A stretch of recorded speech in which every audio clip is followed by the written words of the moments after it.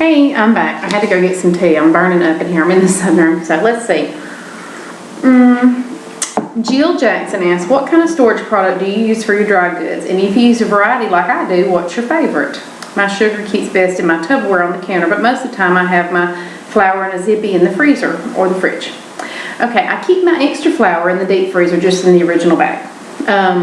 I've never really, because I usually go through it. If I'm going to buy a ton of flour, I'll get those big 2-gallon zipper bags and put 2 5-pound sacks and put that in the freezer.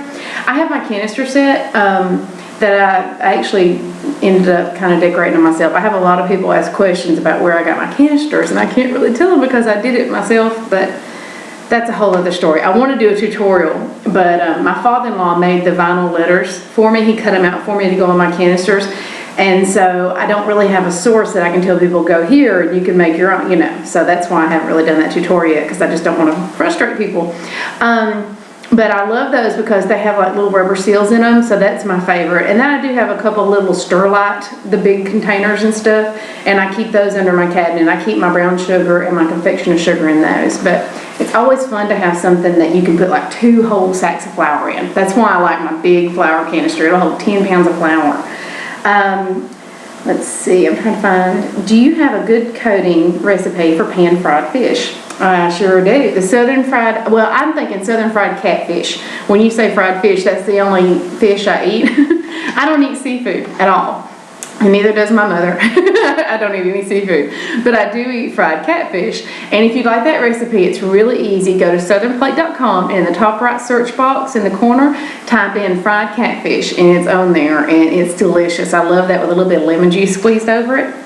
Let's see. I've got another list here. I printed off. I just went back, and some other people asked some, and this is a little smaller, so I got to read. I got to try to find it. School is starting back. Any hints for easy peasy lunches? We have a peanut allergy in the house, so the easiest option is that one. I'd love to hear your suggestions. I just did a post on Southern Plate. It was my most recent post. I think I put it up Friday, so go check that out. And a lot of people put some other great ideas in the comment section. So if you have more ideas, please go and add it in the comment section of that post, and we can just all chat with each other there and exchange ideas. It's great. Let's see. How did you meet your husband, Christy? Tell us your love story. Let's see, we're at 2 minutes, so I can tell y'all this. How I met my husband. We used to lie about this because we met in 1997. And back in the day, this was highly frowned upon. It wasn't as accepted as it is now. We actually met online. This is when Yahoo had regional chat rooms, and the nearest region to me was Atlanta. So I was in the Atlanta chat room. He was in the Atlanta chat room. He came in. He said, does anybody like racing? He's a big NASCAR fan. Well, I had been dating this guy. We were no longer dating, but I had been dating this guy who used to take me to the races on Friday nights. There were races in Huntsville on Fridays. And I loved going because all the other guys would bring their girlfriends, and we'd sit there and talk and look at magazines and just have a good time socializing. I didn't pay any attention to the race, but in my mind, I'm thinking, hey, I like racing. That was fun. So I told him I did, and we got to talking, and we got to be, we got to be really good friends, emailing back and forth, chatting all the time, and that went on, and we started talking on the phone. That went on for about 6 months, and I refused to meet him because he was just so sweet and so wonderful, and I knew he couldn't be that nice in person, and I knew he wouldn't like me in person. Well, on Valentine's Day in 1998, he called and he said, I'm coming to meet you. And I was like, no, you can't come to meet me, because I just knew I loved him so much already. And I knew if he came to meet me, that would be the end of it. He'd hate me, It was too good to be true. So he came and met me Valentine's Day, 1998. And we got married August 8th, 1998.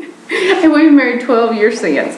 And of course, I don't give a hoot about racing. And he always says he met me under, like false pretenses, because I said I liked NASCAR. And one that night, I made him some brownies. I knew he was coming over, so I baked brownies really quick. And I barely had time to get in the oven before it's time to go. And we had a neutral public place to meet. And I pulled up, and he was standing there just grinning like a Cheshire cat.